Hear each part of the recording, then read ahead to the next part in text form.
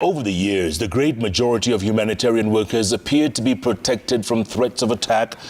But over the years, this protection seems to be fading away. The humanitarian workers also face numerous challenges, including harsh conditions. Nimrod Tabu now shares the experiences of 3 aid workers in Dadaab who have had to go for months without seeing their families in order to serve and cater to thousands of refugees at the Dadaab camp.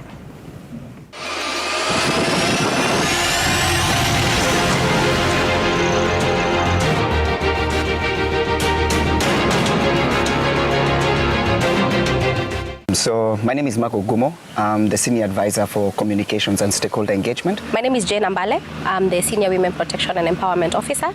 So I manage the Department of Women Protection and Empowerment. My name is Virginia Njoroge. I have been with UNHCR here in DMO since 2011. For several days in the county of Garissa, I spent time with some of the humanitarian aid workers, getting first-hand experience of how daunting their task is while serving and caring for refugees who have fled their home countries for various reasons. One would imagine that once they've arrived in the host country, the refugees are left to fend for themselves, but that is not the case. There are men and women out there who will go to any lengths to ensure the refugees feel at home.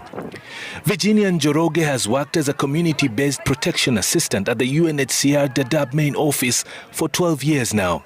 She is in charge of coordinating assistance from other humanitarian organizations in Dadaab, a job that puts her right in the middle of the refugees every single day. My work mainly involves working directly with refugees to address some of their concerns. This could be issues related to GBV, issues related to persons with specific needs, mostly older persons, people with disability, children.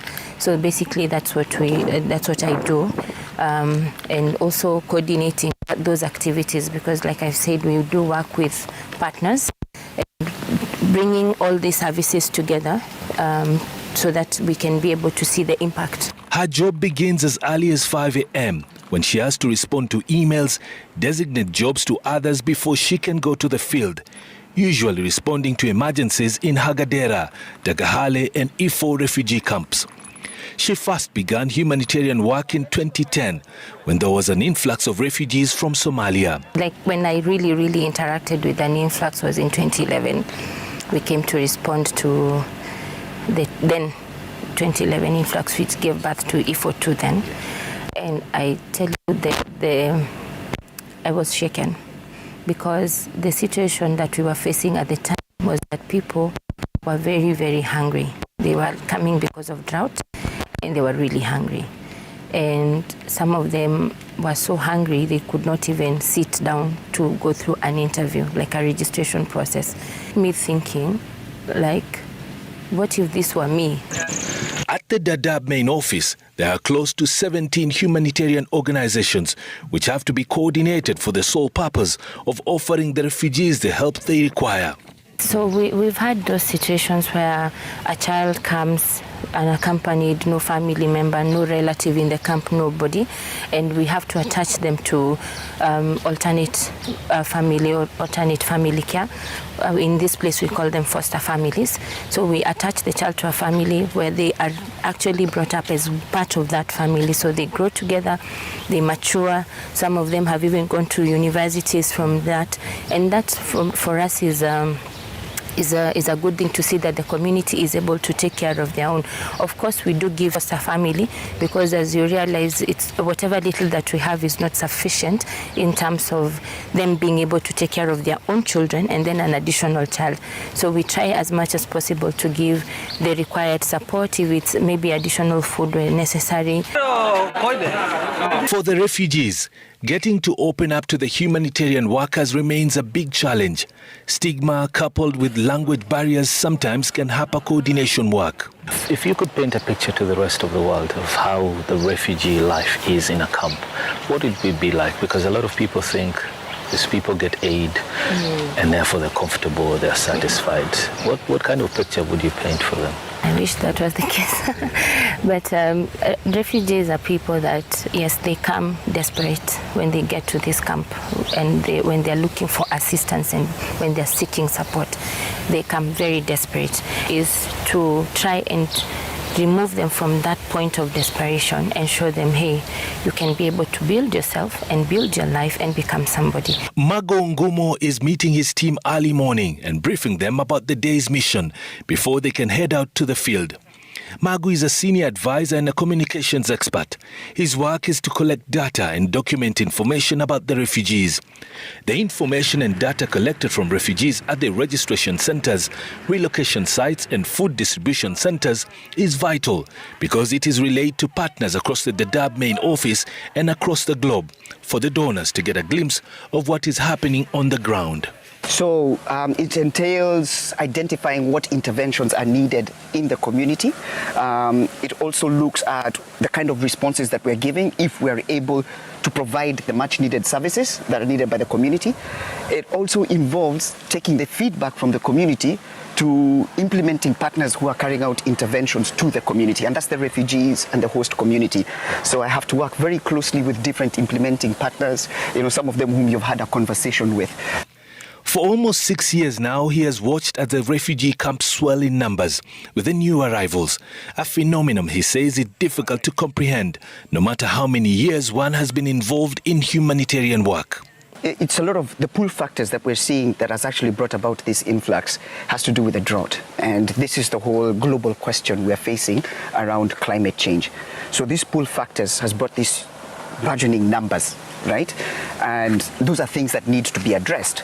Now, in terms of the services being offered, we have seen such a strain in terms of meeting some of those critical demands that are needed to take care of some of the interventions, be they spanning from health, from education, to livelihoods, to food assistance, and the resources are dwindling. His work together with his team entails taking pictures, recording information, sometimes too personal and private for the refugees to share. But delicately and professionally, he has had to ensure that his team is not too intrusive and affords the refugees the dignity they deserve. That is usually the largest challenge when it comes to documenting the crisis, because in as much as you want to show the desperation, you can't take advantage of the affected populations in their desperation. So, and then again, we know that donors are tired seeing the same old misery. So now the shift becomes, as much as we're showing a desperate situation, we need to bring in a story of hope and also how we can be able to enhance livelihoods for those affected communities. Jen Ambale is perhaps one of the humanitarian aid workers who has had difficult experiences with the refugees, both male and female.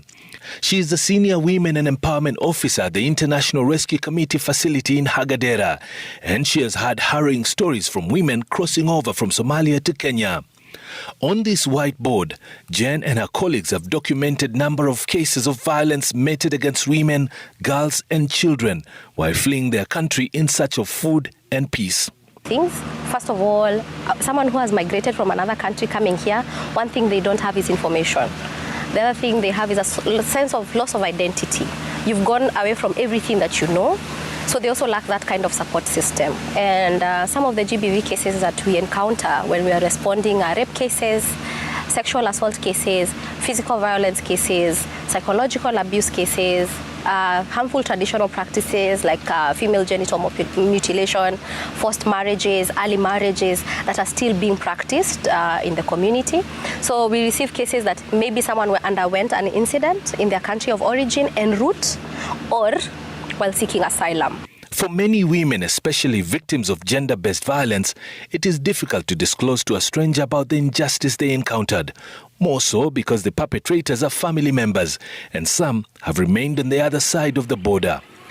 Our environment is such a way that it is welcoming, and someone, once they can just come in and share their story, and we can be able to help them.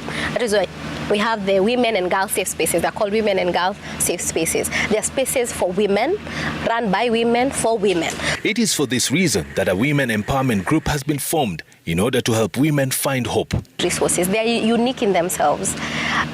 When we are working in programs where we are promoting empowerment, it's because we want people to be in charge of what the course of their own life. They've been affected by this crisis, but how do we give them back the power to be in charge of their own lives?